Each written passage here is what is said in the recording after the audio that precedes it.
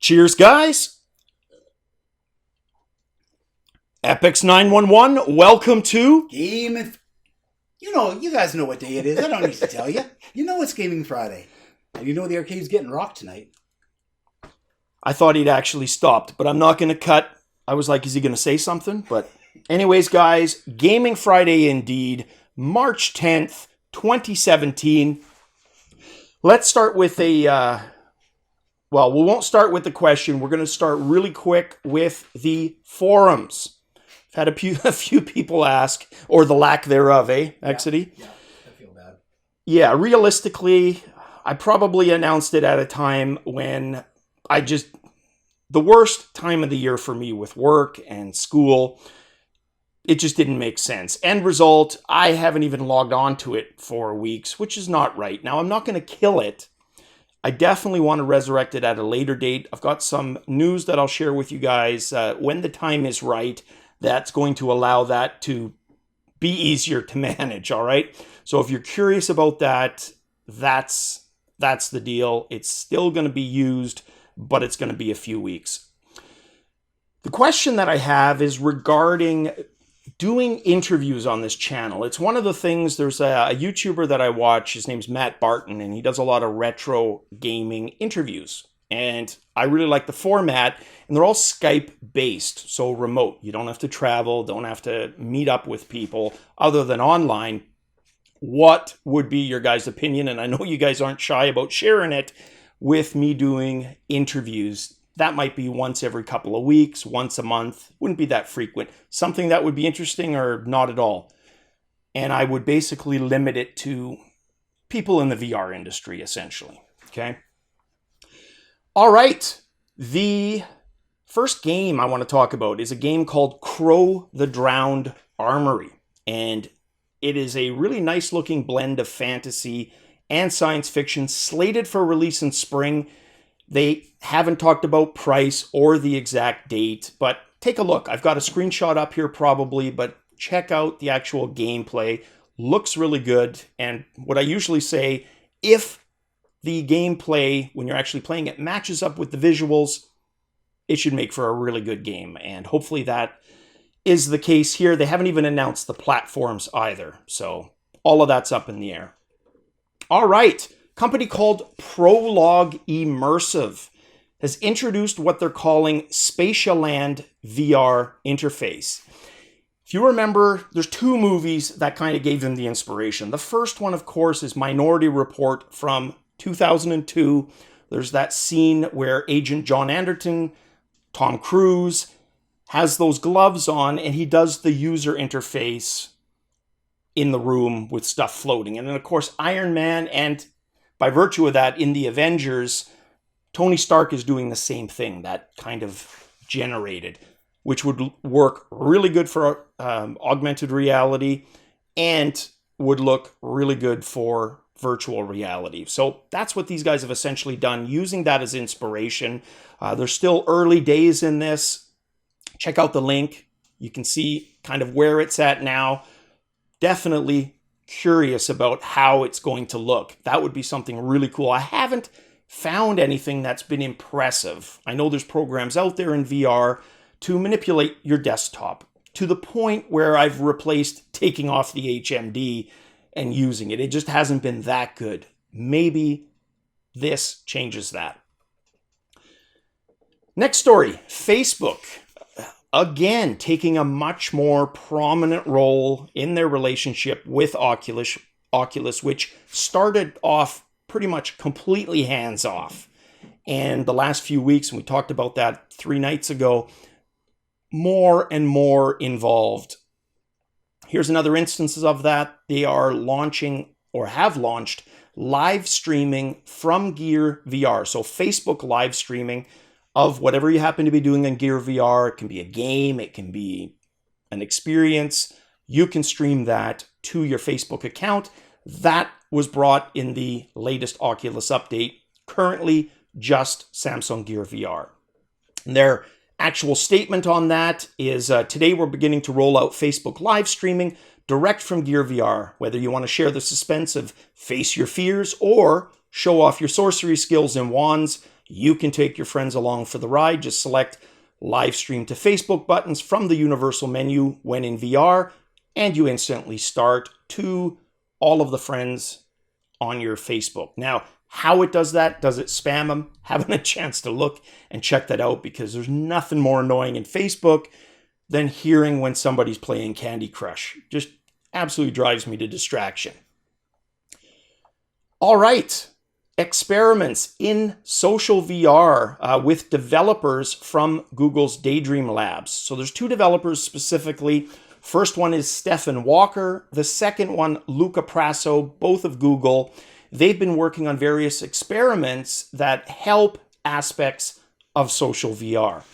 Some of them are a little bit of a head scratcher. Some kind of make sense. But one of the things they seem really preoccupied with is invading somebody's personal space. Now, the example that they use, or rather to illustrate this, is a poker game. So you've got two people, and I'm assuming it's the guy who lost that hand and the jackpot gets up, and I guess he's attempting to nerd rage on the other guy. But as he gets up, the mechanic they've added to that is he turns invisible.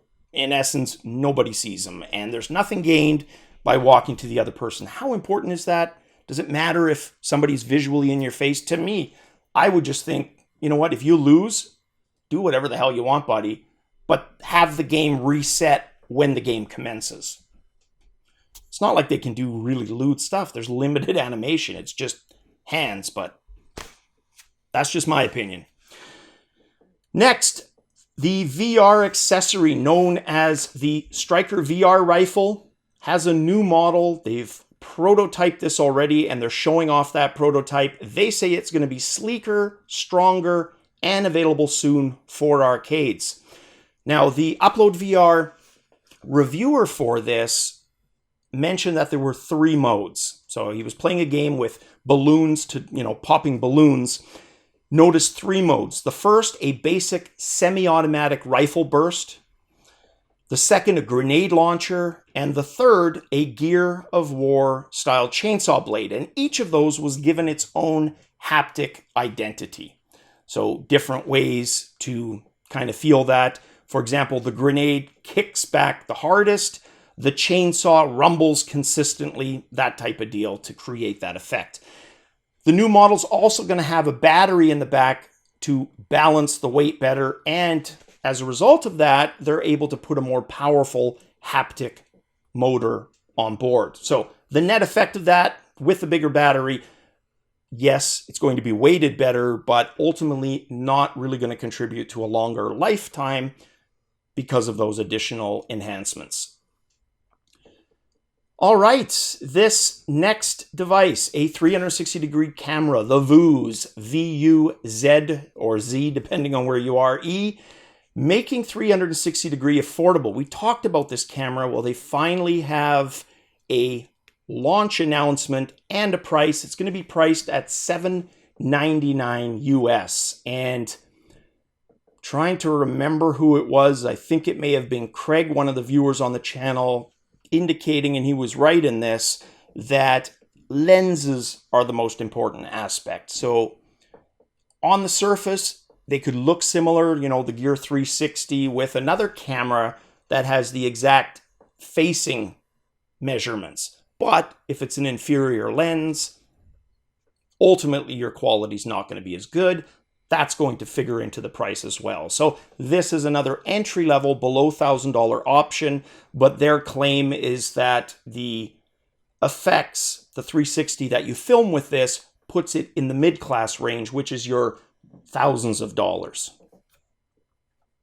I'm sure there's going to be reviews once it's formally launched to see if they can substantiate that.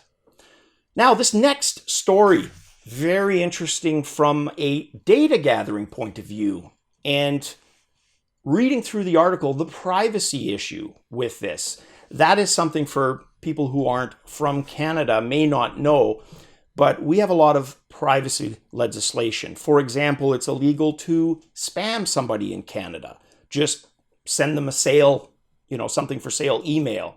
They can basically report that person. We actually have, it's called PIPEDA, legislation in place to prevent that. So this kind of an instance, I mean, I'll let you guys decide. I'll just explain. So it's called Waltz of the Wizard, and it's from Alden Dynamics. And they just released a wealth of user data that they gathered over 300,000 sessions of the game.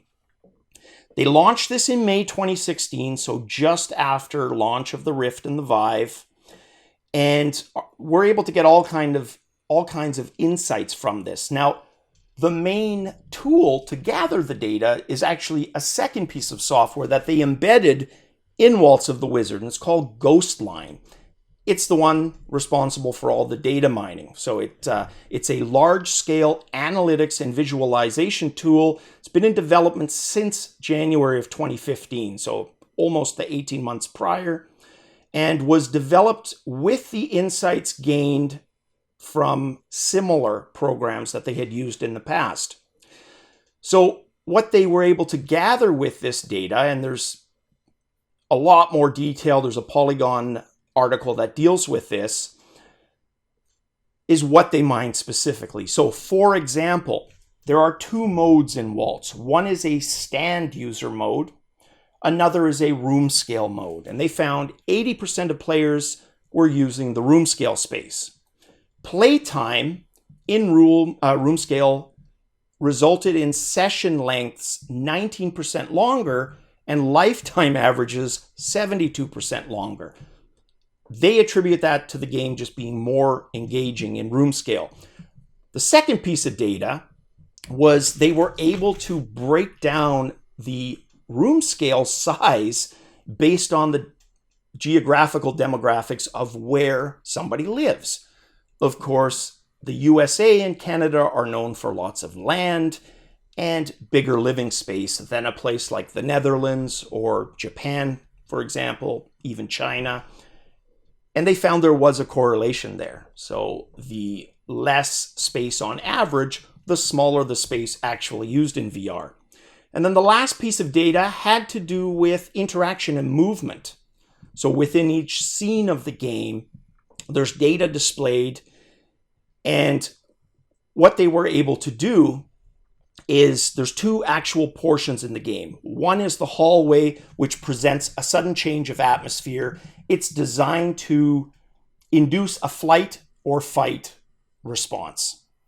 The other one is called the Wizard's Tower scene, and it contains a spell mixing table and ended up scoring the highest on interactivity, which makes sense. You're mixing ingredients, right? The hallway one measured the highest instance of physical movement. Again, fight or flight stands to reason, especially if you use the flight reflex, which is hightail it the hell out of there. So interesting. I would have some privacy concerns with that. If they measured all of that, what else did they measure that they're not telling you? Hopefully they're transparent and upfront with that. But just on the surface, I would at least have some questions. And guys, that is it for Gaming Friday. Time for me to get back to some gaming. Gonna wait on the VR about an hour or so and do some arcading, because I've got some Exity high scores to absolutely frickin' clobber. Am I right, Exity? In your dreams, bro. In your dreams. Cheers, guys.